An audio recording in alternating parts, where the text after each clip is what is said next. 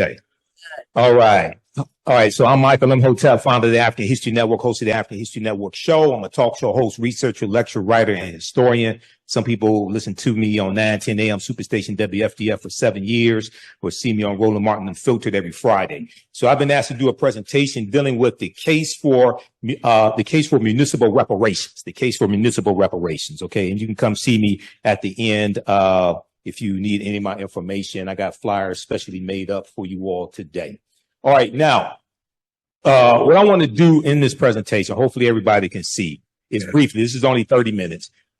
These are some key points that I want to deal with in this presentation. I speak across the country. I've spoken on multiple platforms dealing with reparations, including the California Reparations Task Force final report that came out June 29th, 2023.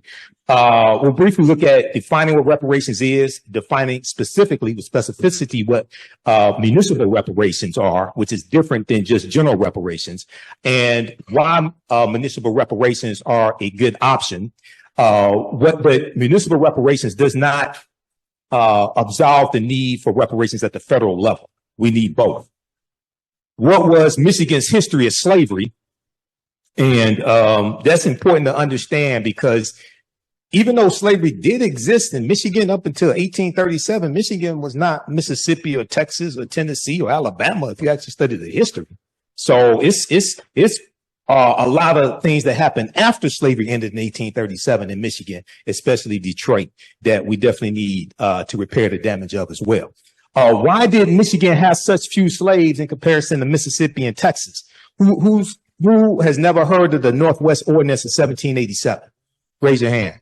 You never heard of the Northwest Ordinance of 1787. This is why it's important to understand history and law. And I spoke last Saturday for Phi Beta Sigma Fraternity Incorporated, my fraternity, Zeta Phi Beta Sorority Incorporated, our Black History Month celebration. And one of the things I talked about is history, economics, law, and politics. We have to understand all four: history, economics, law, and politics. I'll mention briefly the California Reparations Task Force. I'm gonna give you some sources in this presentation for you to do more research. Proper documentation ends all conversation. I tell people, you don't have to believe a word that I say. Go research this for yourself. Okay, you don't have to believe me. In Detroit's history of racism against African Americans. Okay, now when we look at this historically, the term reparations did not apply to slavery. Historically, when we talk about reparations, it was a levy on a defeated country, forcing it to pay some of the war costs of the winning countries. Reparations were levied on the Central Powers after World War I, 1914 and 1918, to compensate the Allies for some of their war costs. They were meant to replace the indemnities which had been levied after earlier wars as a punitive measure, as well as to compensate for economic losses. After World War II, 1939, 1945, the Allies levied reparations principally on Germany, Italy, Japan, and Finland. If we advance in history later, the meaning of reparations became more inclusive. It was applied to payments undertaken by the Federal Republic of Germany to the State of Israel for crimes against the Jews in territory controlled by the Third Reich, the Nazis, and to individuals in Germany and outside it to indemnify them for the persecution. The term was also applied to the obligations of Israel to the Arab refugees who suffered property losses after Israel's victory over the Arab states in 1949, okay, when they set up the state of Israel. If you go to Britannica.com, they have a good article there. This is just a summary of it. Reparations at Britannica.com. Now, when we talk about reparations for African Americans, especially from the federal level, okay? Just a working definition. This is not an endorsement of one organization over another, because I don't belong to any of them. But the National Coalition of Blacks for Reparations in America, better known as NCOBRA, defines reparations as a process of repairing, healing, and restoring a people injured because of their group identity and in violation of their fundamental human rights by governments, corporations, institutions, and families. At the root of the term reparations is the concept of repairing the damage that was done to someone, making them whole again, restoring them to a position before the damage was done. Okay. And as I explained to people, it's important for us to actually study what actually happened as opposed to what we think happened. because when we get deep into this, like if you read the 74-page executive summary from the California Reparations Task Force, their final report released June 29th, 2023. I've read the 74-page executive summary. I'm going through now reading the 1,000-page report. The history is mind-boggling. It's a wonder we survived. Okay, what was actually done to us and how law from the state and federal level and the federal government were used against us to continue to inflict the harm today. Now, those groups that have been injured have the right to obtain from the government, corporation, institution, or family responsible for the injuries that which they need to repair and heal themselves. In addition to being a demand for justice, it is a principle of international human rights, As a remedy, it is similar to the remedy for damages in domestic law that holds a person responsible for injuries suffered by another when the infliction of the injury violates domestic law. Okay. Examples of groups that have obtained reparations include Jewish victims of the Nazi Holocaust, coming from Germany, reparations primarily coming from Germany. They put about $90 billion in a pension fund. Okay, for Jewish Holocaust survivors. Japanese Americans interned in concentration camps in the United States, basically 1942 to 1945, $1.6 billion was set aside and passed Congress in 1988. And they had a 10-year window from 1988 to 1998 to apply, and they got $20,000 each. Now, contrary to popular belief, this did not apply to all Japanese Americans. This was only issued to approximately 82,250. If you want documentation on that, I have it. And that only applied to the Japanese Americans who were actually survivors of the internment camps, or those who had to evacuate. It did not apply to all Japanese Americans in the United States from 1998 to 1998. Alaska Natives for land, labor, and resources taken victims of the massacre in Rosewood, 1923, January 1923. Whole town of about 200 African Americans was wiped out. That land was taken, and the city of Rosewood was removed from the maps. If you study the history, John Singleton directed a movie in 1997 called Rosewood. Excellent movie. A lot of fiction in it, but excellent movie. Rosewood, Florida, and their descendants, Native Americans as a remedy for violations of treaty rights, and political dissenters in Argentina and their descendants. Now, one of the things that has to be, and I'm going to continue with this presentation, but when we talk about Native Americans, for some reason, people keep leaving out the Black Freedmen and Indian treaties of 1866, which applies to Black people. And many of our ancestors were in those treaties, getting benefits, getting land, members of Native American nations like the Creek Indian Nation that founded Tulsa, Oklahoma in 1834. And when they went into Tulsa on the Trail of Tears, they took their Black slaves with them. Those treaties are still in effect today. And for some reason, we ain't trying to enforce those, except for Demario Solomon Simmons and Dr. Claude Anderson. But I don't understand why we not trying to enforce laws that are still on the books now being enforced for the Choctaw, Chickasaw, Creek, Cherokee, and Seminole Indians. So you can go to NCOBRA's official website as well, official NCOBRAonline.com for more information on this. Once again, this is not an endorsement on one reparations group or another. I don't belong to any of them. I'm just here doing a presentation. Okay, now, what are municipal reparations? Now, part of the confusion dealing with municipal reparations is probably one, because it's so new, and the city that led the way for municipal reparations at the city level would be Evanston, Illinois in 2021. I know Robin Ruth Simmons. I just interviewed her for the second time on the African History Network show Monday. This past Monday, she was the alderwoman at the Fifth Ward alderwoman who spearheaded this reparations initiative in Evanston, Illinois. Municipal reparations deals with using policies, ordinances, etc., at the local city level to repair the city damage of discriminatory policies the city used to inflict harm upon a specific population. Generally speaking, the municipal reparations deals with a city repairing the damage that the city is responsible for doing, okay, throughout history. The cities across the country don't have the resources to repair the damage that the federal government did. But oftentimes they can repair the damage, or at least some of the damage that the city is responsible for, based upon laws and policies put in place. Municipal reparations deals with the city repairing the damage the city was responsible for causing, not repairing the damage the federal government was responsible for. Okay, now, I think one of the problems that causes confusion with municipal reparations, and I'm not one that really advocates, this may go outside the covers of some people's awareness, but I'm not one that really advocates using the term reparations a lot, and I'm going to explain why. Okay, especially in this climate, in this country, with the attack on diversity, equity, and inclusion, with affirmative action and college admissions just being overturned by a 6-3 conservative Supreme Court that Donald Trump put in place. Okay, with what's going on down in Florida. Okay, you know, I liken it. Let me calm down. I liken it to this. Has anybody ever studied the history of slavery in this country? Raise your hand.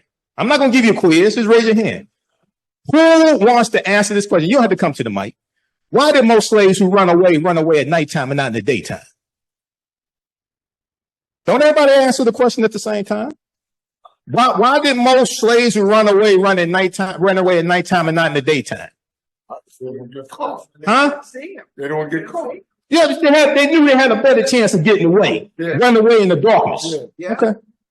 All right. Now, in the case of Evanston, Illinois, they did not have a history of slavery, but they did have a rampant history of housing discrimination. Now, in preparation for my first interview with Robin Ruth Simmons, I read a lot of their 70-page harm report that the local historian Dino Robinson put out because he was commissioned by city council. So anybody thinks you can do reparations without doing a harm report, I beg to differ with you on that. Okay. Now, what they found, you see, the state of Illinois abolished slavery in 1818. Okay. Different states abolished slavery different times. Michigan abolished slavery in 1837. And I'm going to get into this presentation. Michigan didn't have tens of thousands of slaves. 1837 at best, Michigan had probably about 23. Yeah. In 1837, about 73 in 1773. Mississippi had 430,000 in 1860.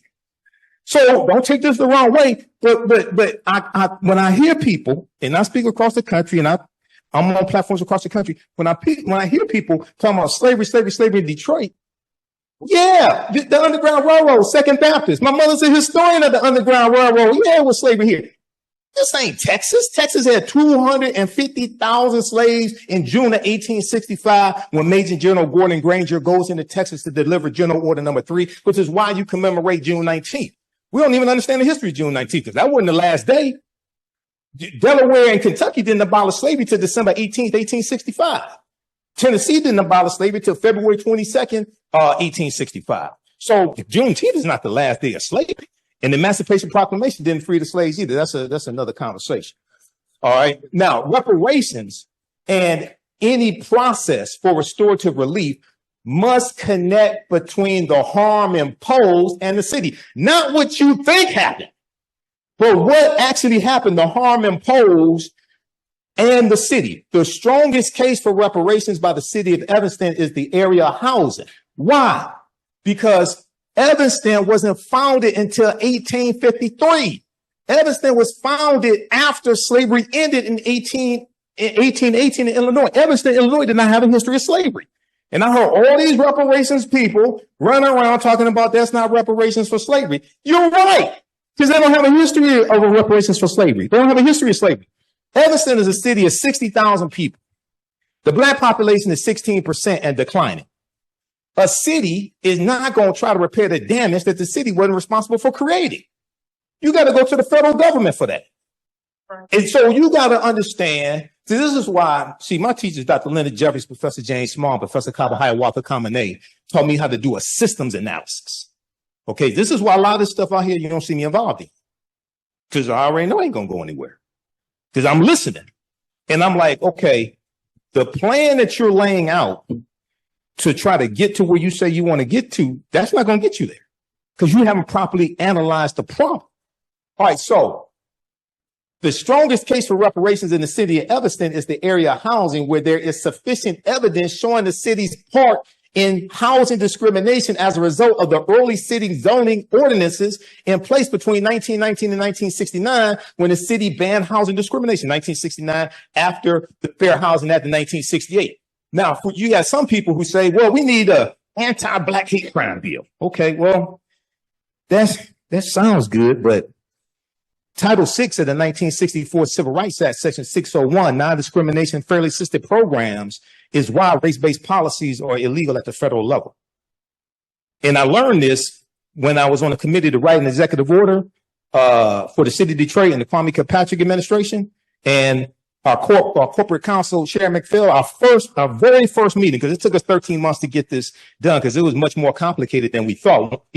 Once we got in, took everything apart, and realized what we were dealing with, it took us 3 times as long to get this completed. And she told us at our very first meeting, she said it's illegal for us to write policies that are only for Black people in the city of Detroit. But what we can do is we can write policies for Detroit-based residents, which would disproportionately help African Americans. You have the same thing at the federal level. Go to archives.gov. Anybody ever read the 1964 Civil Rights Act? Like the whole act. Go to archives.gov, because I go read this stuff. I go study these laws. This is why you hear me talk about political self-defense. If everything they do to us, they use the law to do it. And then when they get caught breaking the law, they go hire an attorney at law to defend them in the court of law. So doing a systems analysis, that would tell me we need to understand the law better than they understand the law and learn how to disarm them of that weapon. That's political self-defense. All right, now go to because this is on the city of Evanston, Illinois' website. All this information dealing with what they did. You can read that. cityofevanston.org. Okay. All right. Now, compared to federal and state governments, courts, or private institutions, municipalities are the most suitable for reparations. Most suitable for reparations at the local level. Here's why. 2 reasons why. Of the various levels of government, they are the proper locus for 2 reasons. First, as Howard University political scientist Dr. Nyambi Carter explains, and I know Nyambi, we've been on Roland Martin and Filtered together before. She said there is a political will for reparations present in municipalities at the locals in the cities that is absent at the gridlock state and federal level. So the first thing you have to understand in doing a systems analysis is what is needed to advance what you say you want. How many votes are needed? How many votes does it take to get a bill passed in the House of Representatives? Who can tell? Don't everybody speak at the same time. Who can tell? 218. Bomani got it. All right. I got a prize for you at the end, Bomani. All right. Now, in the House of Representatives, unless it's a bill that qualifies for the budget reconciliation process, or unless you're dealing with judges because of what Mitch McConnell did to the Senate, how many votes does it take to get a bill passed in the Senate? Votes. Page 60. Okay. No Republicans in the Senate support reparations. So how you going to get a reparations bill passed? No Republicans, not even the black one, not even Tim Scott supports reparations. He was the first one that came out and said he wasn't voting for it. And none of the black Republicans in the House of Representatives support reparations either. So how you going to get it passed? Okay. I'm going to tell you how you get it passed, but hold on. Let's continue. Now, Dr. Nyambi Carter said, it's really local activists and local actors, members of city councils who are empowered in ways in their small communities to do things and to act outside of what the state would do and even the nation would do. Dr. Nyambi Carter, how you doing, brother? You all right? All right. So at the local level is where we have more power. At the local level is where we have, so in the House of Representatives, there are 435 members in the House of Representatives. There's we make up only about 12% of the House, and we make up 3.5% of the Senate. And I say 3.5% because half the time Senator Tim Scott don't act like he's black. So you get so that's what you have in the Senate. Okay, but across the country, our city councils 60, 70, 80%. Okay, now the reason why they're in place is because African Americans organized and voted and put them in place. And many of them, like in the city of Detroit, saw that because black people were harmed by policies from the city of Detroit, it was their duty to use their political power to do something about their harm. Now, if you're black and you get elected and you don't do anything to help the people who put you in office and repair the damage, then what the hell good are you? Okay, so that's why at the local level for municipal reparations, there's more power, and that's why there's been more movement. That does not mean we don't need repairing of the damage from the federal level. That means you're going to have to use another strategy, and it's not going to happen anytime soon. Okay, now, by contrast, former U.S. Representative, the Honorable John Conyers, introduced a reparations bill in every session of Congress from 1989 until his passing in October 2019. But these bills never came to a vote. The farthest HR 40 has made is out of a budget, is out of a House subcommittee. And that was in like 2021. That's the farthest it's gotten. And although President Biden indicated his support for a reparations commission, any sudden action is unlikely. If you read the 1,000-page California Reparations Task Force, please don't take this the wrong way. We don't need another study. Okay? You know, who was that? Tina Turner had that song, "You Don't Need Another Hero." Look, if you read that, you don't need another study because we're going to get studied to death. Okay? Now, I'm talking about at the federal level. You don't need enough study at the federal level. Each municipality needs to do a harms report about what specifically happened in that city. Okay, now, this federal reluctance isn't entirely lamentable. Although local policymaking is often undervalued, decisions made closer to home can have larger impacts on Americans' everyday life than decisions made in Washington. That doesn't mean what happens in Washington is not important. It's extremely important. But at the local level, we have more control and more ability to use that power to bring about solutions to help everyday African Americans. Ashay? All right, now, the second reason Dr. Nyambia Carter lays out, political scientists. Municipalities provide the opportunity for community-centered reparations that other levels of government do not. A local approach allows for powerful, close-to-home storytelling, enabling greater understanding of connections between past and present. In turn, this animates the development of thoughtful, conducive reparations. Additionally, municipalities can solicit input more easily from community members and encourage their involvement. Okay. Now, a municipality-based approach allows for accessibility and proximity between government and beneficiaries once the policy is in place. Such a plan can more effectively empower the community and enable rebuilding relationships with perpetrators of the injustice, if you want to rebuild those relationships. Now, so for more information, read this. This is a good report here. This is by Brooks Simone, University of Michigan Law School. It's called Municipal Reparations, Considerations, and Constitutionality. That's on pages 350 to 351. Part of the confusion is, and I searched online for hours trying to find a working, clear definition of municipal reparations. And I'm still searching. So when I graduated from Wayne State's Business School in 1994, okay? One of the things we learn is that it's very hard to solve the problem when you can't define what it is that you're trying to achieve. Okay, so the first thing, even though I knew what I wanted to put in this presentation, the first thing I had to do was come up with a working definition of what municipal reparations is. Otherwise, you're just shooting at a target you can't see. And then what happens is, just like how Republicans and conservatives hijack critical race theory, and critical race theory has existed since the 1960s. Okay. And they hijacked it and co-opted it and made it into what they wanted to be. Now, anything that deals with racism or slavery or anything like that, now they call that critical race theory, and then they attack it. That's why you have to clearly define what it is you're talking about. And see, that's why don't take this the wrong way, but see, that's why, especially on the national level, even here in Detroit, you have to understand right-wing conservative radio and right-wing cable news, Fox News. Fox News, that's the most popular cable news network. Now, if you watch it, you can say, you may say, how is this the most popular? These people are crazy. Well, look at the rest of America. It's representative, and they prey on fear. They help to spread the lies about what critical race theory is. Fox News. Okay. So one of the things I think in this city, across the country, we have to also develop better strategies on how we're messaging what it is that we want. And let me give you an example out of San Francisco, because I studied what happened in San Francisco. San Francisco Reparations Task Force, right? They released about over 100 policy recommendations.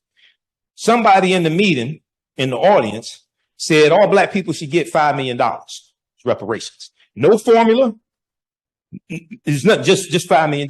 Okay. Now, if you go Google articles dealing with the California Reparations, dealing with San Francisco Reparations Task Force and their policy recommendations, the $5 million made up 80 to 90% of the media coverage. Now, apparently nobody did the math, because when I was on Roland Show and Faraji Muhammad Show, The Culture on the Black Star Network and then African History Network show, I broke down the math. There are 50,000 African Americans in San Francisco.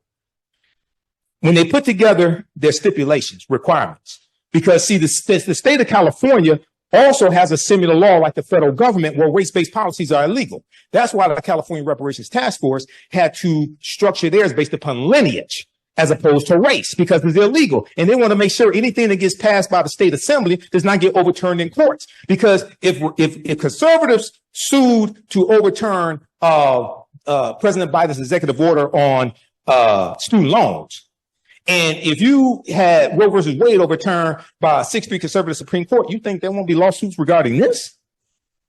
Absolutely. When I talked to Robin Ruth Simmons 3 years ago, she said the way they structured it coming out of Evanston, it was structured to be able to withstand lawsuits, because she said they knew they were coming. So San Francisco, if 20,000 African Americans get $5 million, that's $100 billion. $100 billion is 7 times the annual budget of the city of San Francisco that has an annual budget of $14 billion and was facing a 2-year projected budget shortfall of $728 million. And African Americans are 6% of the population of San Francisco and 6% in the state of California. So I have the video because I talked about this on my show. There was one city councilman from San Francisco. He was interviewed by a local news station, and they were talking about the $5 million. And he said, you know, we got over 100 policy recommendations. I'll be happy to talk about those. The white newscasters want to talk about the $5 million. They want to deal with fantasy, because what they do is co-opt something, right? Make it into what they want it to be, and then attack it to make sure you don't get. This is how they've attacked critical race theory. Okay, critical race theory is not taught in K through 12, not according to Moms for Liberty, not according to Fox News. So we have to be careful of this. All right, Michigan's history of slavery. Well, I'm on time. Oh, Lord. Michigan's history of slavery, okay? Historian Tia Mills, a professor in the Department of Afro-American and African Studies, and the 2011 recipient of the MacArthur Foundation Genius Grant. She cited in this article here, and I'll give you the name of it in just a second, but very quickly. Slavery in Detroit grew out of the bustling fur trade when the settlement was under French control. So Detroit, founded by the French, 1701, right? We learned that in elementary school, okay? The early censuses hosted by Tia Mills and her students revealed the number of slaves steadily increased through the years. Records from 1773 show there were 73 slaves in Detroit. Detroit ain't Mississippi, even though a lot of our people, my dad came from Mississippi, his family. Detroit is not Mississippi.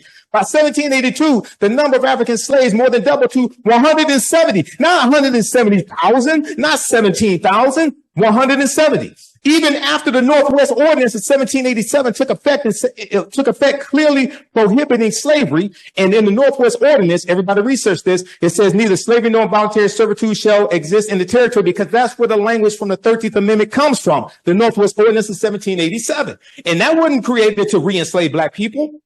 We haven't studied the history of what happened. Slaveholders found loopholes in the language and continued as though nothing had changed. But look at what happened. And I'm going to skip some of this here. Okay, Jay Treaty 1793, in 1795, Detroit nearly had 300 African slaves. Read this article, Detroit's Dark Secret Slavery, Michigan Today, UMICH.edu. That's Michigan University, University of Michigan. The 1830 U.S. Census showed 32 slaves living in the Michigan Territory, because Michigan is not a state in the Union until 1837. 32 slaves in the Michigan Territory, because the Northwest Ordinance of 1787, what it did was it abolished bringing slaves into what was known as the Northwest Territory, Michigan, Indiana, Illinois, Wisconsin, and part of Massachusetts. All right. That's why Michigan has low levels. Also, the climate in Michigan And Michigan was not, slavery was not essential to the economy of Michigan, whereas slavery was essential to Mississippi because the number one cash crop was cotton, especially after 1793. Okay, now, according to the terms of, no, skip over that. Let's go to this here. Although the treaty seemed to violate the Northwest Ordinance of 1787, which prohibited slavery northwest of the Ohio River, the original settlers in the region were allowed to retain their slaves since they were considered private property. Michigan's territorial judge, August B. Woodward, that Woodward Avenue is named after, in Detroit, mandated that no new slaves could be introduced into the territory, and gradually those who remained would either be emancipated or die, so that by 1837, when Michigan became a state in the Union, and they had a new state constitution, it was created, there were only 3 slaves residing in the state of Michigan. Okay, once again, yes, harm was done. Okay, but most of that is done after slavery ends in the state of Michigan. Okay, now let's skip over all this here. Slavery, let's look at this. How many African slaves were in Mississippi? Let's compare Michigan to Mississippi. Slavery grew rapidly in Mississippi during the decades before the Civil War. Civil War 1861 to 1865. By 1860, Mississippi's enslaved population was well over 430,000. While there were only 350,000 white people in the state of Mississippi, yet most white people were not slaveholders, and even those who were, other than plantation owners, enslaved fewer than 10 African people. The state's economy was primarily based on the production of cotton, especially after 1793, when Eli Whitney creates the cotton gin. You have copies of the cotton gin, and then 1803, you have the Louisiana Purchase that doubles the territory of the U.S. and gives the U.S. more land to plant crops, which increases the need for enslaved African people. Let's skip over that, the rest of it. What about Texas? We celebrate June 19th, Juneteenth. In Texas, slavery had continued as the state experienced no large-scale fighting or significant presence of Union troops. Texas was a safe haven for slaveholders, so there were very few battles during the Civil War in Texas. So slaveholders from Mississippi, Alabama, Georgia would take their slaves into Texas. Okay, Texas had 250,000 enslaved Africans in June of 1865.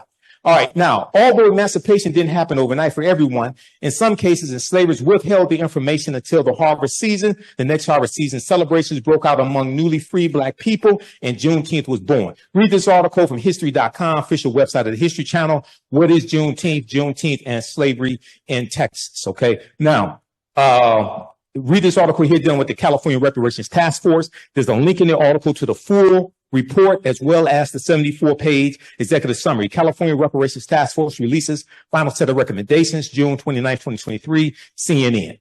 Okay, now I'm going to skip over some of this here, skip over that. The task force the California Reparations Task Force hired a panel of experts, including economists, to calculate what Black Californians have endured. Through their formula, because they created a formula to do this. They determined that an eligible person could be owed up to $1.2 million. The formula includes dollars lost because of race-based health disparities, mass incarceration, housing discrimination, unjust land seizure, and other harms that have major impacts on Black Californians. California, even though they've identified somewhere between 1,500 to 4,000 enslaved people from 1850, when California becomes a state in the Union, to 1860. California ain't Mississippi, Texas, Alabama, Tennessee. California doesn't have a huge slave population either, but they have a deep history of segregation, housing discrimination, voter suppression, all those things, something similar to what happened here in the city of Detroit as well, and the state of Michigan. This is at archives.gov, Title VI of the 1964 Civil Rights Act, non-discrimination, fairly assisted programs, which is why race-based policies are illegal at the federal level. Now, some people say we need an anti-Black hate crimes bill. Well, first of all, the first hate crimes act in the history of this country was signed into law in 1968 by President Lyndon Baines Johnson. It was part of the Fair Housing Act, and it's part of the modern day civil rights movement, largely for African Americans. Okay. Secondly, people forget somehow the Emmett Till anti-lynching bill, which was the first anti-lynching bill in 122 years. This is Representative George Henry White in 1900, who's the only Black man left in Congress. Okay. Presented the first anti-lynching bill. Okay, now, there's a good article from NBCnews.com that talks about local reparations as well. Reparations gained historic momentum in 2023 because of California's efforts Read that at NBCnews.com. Now, here's why I don't use the term reparations for what we want. 2/3 of Americans are against reparations. There's a Pew Research study that was done in 2021. Read this article here, Associated Press, apnews.com, February 24, 2023. Japanese Americans want redress, fight for Black reparations. Because you have some Japanese Americans who were siding with African Americans to get some type of redress restitution. Only 30% of U.S. adults surveyed by the Pew Research Center supported reparations for slavery in some way for descendants of formerly enslaved people, 77% of whom were Black Americans. Surprise, surprise, surprise. Support among Latinos and Asians were 39% and 33% respectively, and white Americans had the lowest rate of support at 18%. I think a lot of them watch Fox News. All right, now, one of the things that has to happen, yes, you have to have a harm report. That is extremely important. But two, focus, and I deal with this in my presentations, focus on present day structural inequities as opposed to just focusing on slavery, because present day structural inequities are the legacy of slavery. You have to deal with the laws and policies that were put in place that brought you to where you are and inflicted the harm. You can trace that back to slavery, Jim Crow, segregation. But many people mean well, but when I hear people just keep talking about slavery, slavery, slavery, I'm like, have you studied history from 1865 to like 2024? And what was put in place? Show how these policies are beneficial for everyone, not just African Americans, since most of the people that got a vote on this, especially at the state, in the state legislature, okay, at the federal level, most of the people got a vote on this are not African Americans. So when you can show how these policies are also good for Americans, because policies that are good for African Americans are good for America in general, period. Okay. Now, last piece of evidence. Read this here, and I'm gonna sit down and shut up. Okay. All right. Now, California Reparations Task Force, unprecedented. They lay out unprecedented unprecedented history of 150 years of anti-Black harm. Okay. And if we look here, the California report covers not just the immediate impact of enslavement, 246 years in the U.S., but also the harms of decades of political neglect, finding that there has been sustained damage to generations of Black Americans. The damage has had a lasting effect on the political, economic, social, physical, mental, and cultural well-being of Black people. Now, what they do, they break it down into 12 harms. They tell you in the executive summary and the introduction, it's more than 12 harms that have happened, but they focus on the 12 harms. They lay out the history of what happened, and then the 115 policy recommendations are designed to repair the damage of the 12.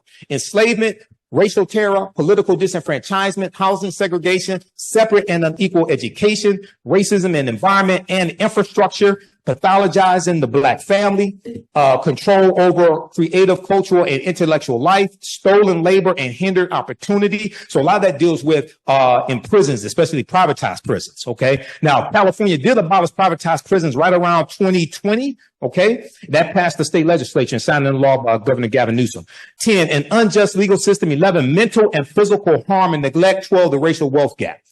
The average 71-year-old African-American Californian has lost $1.2 million over the course of their lifetime. After 2 years of study, the California Reparations Task Force released an almost 1,100-page report that examines the historical atrocities committed against descendants of enslaved African-Americans in California and across the United States. We hired 5 economists and public policy experts to help us determine the pure monetary losses of the African-American community since statehood. To calculate those losses, the team assessed multiple harm areas, including mass incarceration and over-policing, health harms, housing discrimination, and the devaluation of Black businesses. Our recommendations are not just about cash payments. That's just one of many recommendations that really are aimed at improving the quality of life of descendants of slaves in the state of California. The task force made nearly 120 policy recommendations, ranging from cash payments to improving educational opportunities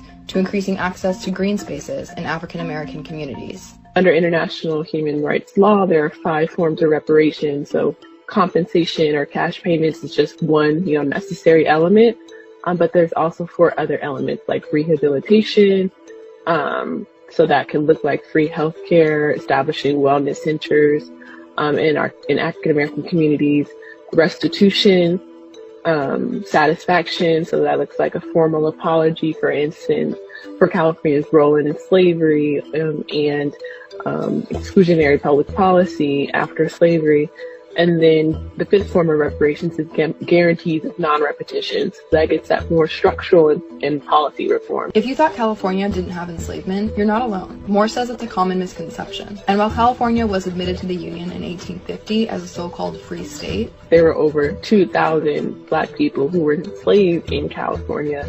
And California also enacted a fugitive slave law that was actually much more aggressive than the federal fugitive slave law that was on the books at the time. So how do Californians know if they could qualify for the reparations recommended in the report? It's not a race-based standard, but it's a status or lineage-based standard. That means those considered eligible are people directly descended from an enslaved African American or a free Black person living in the U.S. prior to 1900. Reparations is a sacred political project. It started with those who were actually enslaved. Even during slavery and even, after emancipation, there's been a long line of activists who have been working tirelessly for reparations for African Americans, particularly those who are descendants of enslaved people. The centuries-long fight for reparations has been fought in the face of what the task force describes as an ongoing genocide. When we're talking about the elements of genocide, we're talking about, the killing of members of a group, preventing the birth of members of the group,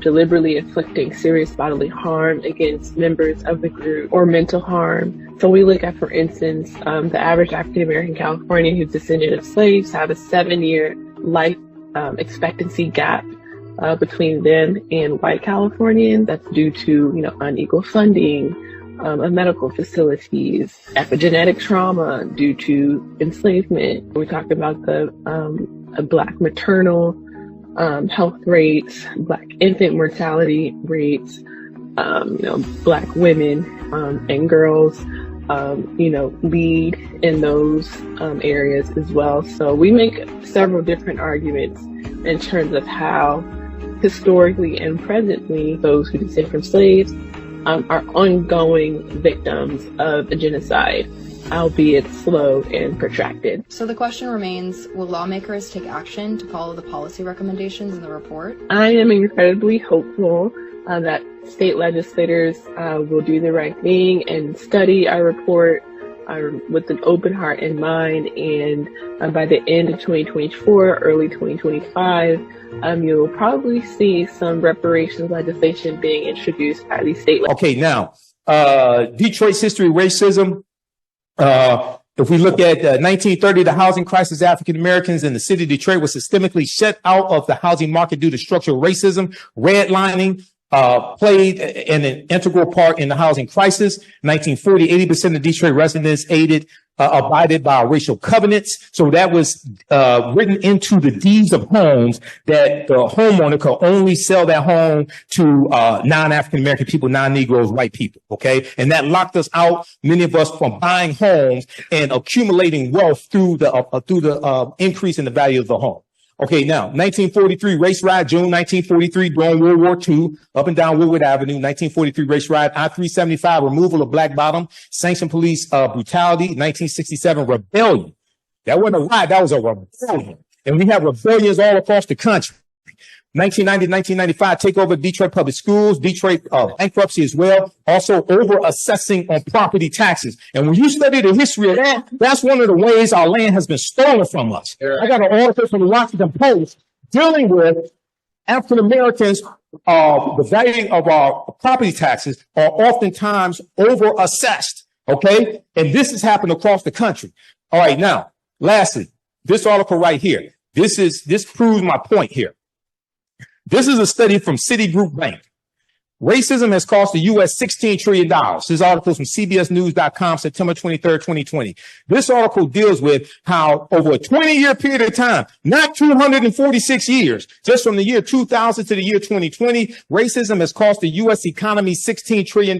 They break it down three ways. One, Black workers have lost $113 billion in potential wages over the past 2 decades because they could not get a college degree. Two, the housing market lost $218 billion in sales because Black applicants cannot get home loans. Three, about $13 trillion in business revenue never flowed into the U.S. economy because African-American entrepreneurs could not get access to bank loans. Then they go on to tell you What's more, the U.S. could have $5 trillion in gross domestic product over the next 5 years if those gaps, which are laws and policies and others, were closed today, the study indicated, which means when you do good by us, that helps everybody. When you help repair the damage that's been inflicted upon African Americans, that helps everybody. There too, Stephen Biko, one of our great South African freedom fighters, said the most potent weapon in the hands of the oppressor is the mind of the oppressed. We must take our minds back, and we do not ask permission to do it.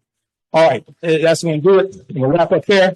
From Imhotep and Santi Simon, thanks for your attention. Real quick, Michael, you had an announcement real quick. Go. Yeah, join me Sunday, June 30th, 2024 for my new 10-week online course, Black Resistance Movements from the Haitian Revolution, U.S. Civil War, Civil Rights Movement, Black Power Movement, 1800 to 1968. Most importantly, we look at how we fought back against white supremacy and racism, the various ways we did that. Visit my website, AfricanHistoryNetwork.com, AfricanHistoryNetwork.com. Register today, watch the class live or on demand. We'll see you in class. Thanks, all right, Roland. thanks a bunch. And again, folks, we'll see y'all tomorrow from the Poor People's Mass Assembly here in the nation's capital. Join me Sunday, June 30th, 2024, 4 p.m. Eastern Standard Time for my new 10-week online history course, Black Resistance Movements from the Haitian Revolution, U.S. Civil War, Civil Rights Movement, and Black Power Movement, 1800 to 1968. Visit my website, AfricanHistoryNetwork.com, AfricanHistoryNetwork.com. I'm historian and national political commentator Michael Imhotep. You see me on the African History Network show and Roland Martin Unfiltered, as well as a Reba Martin show on KBLA 1580 AM. This class looks at history chronologically from 1800 through 1968 to 1971.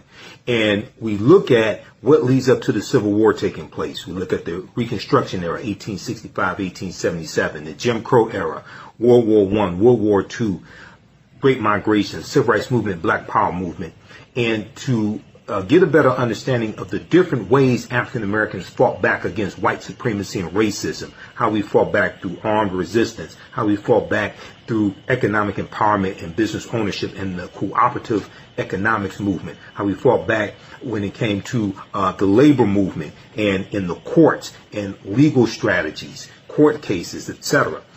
Visit my website, AfricanHistoryNetwork.com. You can watch this class live or on demand. Your understanding of history is based upon your understanding of politics. Visit our website, AfricanHistoryNetwork.com, AfricanHistoryNetwork.com. Scroll down. We have my new Juneteenth lecture there. It's a 3-hour lecture. If you register for this class, you're going to get the Juneteenth lecture in digital download format, okay? But you can order it in DVD or digital download format. You can register for the first class I teach, Ancient Kemet, the Moors, and the Ma'afa, Understand the Transatlantic Slave Trade, what they didn't teach you in school. Now, we do the sessions live. All the sessions are archived and recorded. You can go back and watch these anytime. So even after the course is over with, you can still go back and watch the class, okay? A year from now, 2 years from now, you'll still have full access, and you can watch the class. This content is PG-13, so you can use this with your children. Okay, so it's not overly graphic. I don't do a lot of cursing or anything like that. And it's very visual. So there's articles that we reference, books that we reference. I show you usually the book references on the screen, so you don't have to buy any of the books if you don't want to. But register here. We're going to do a class introduction right now. I teach this at my online school, so you can register for this course. Click right here, register for full course at AfricanHistoryNetwork.com. We just posted a link here in the thread of the broadcast. You can also support the African History Network, $ the AHN show through Cash App and through PayPal, paypal.me/the AHN show. That helps us keep doing the research, stay on the air, keep broadcasting, pay some of the bills. This is our official Cash App account, $ the AHN show, SHOW. When you go to it, it'll say Michael. There's some like 5 or 6 fake African History Network Cash App accounts out there that I have identified, like these right here. Oh, and you can click on a Cash App link right here. Here's our QR code. Okay. And then here's our link for PayPal as well. This helps us keep doing the research, stay on the air, keep broadcasting, pay some of the bills, finance our Sunday night show, the African History Network show. I usually do that Sundays, 9 p.m. to 11 p.m. Eastern Standard Time. on our social media platforms as well.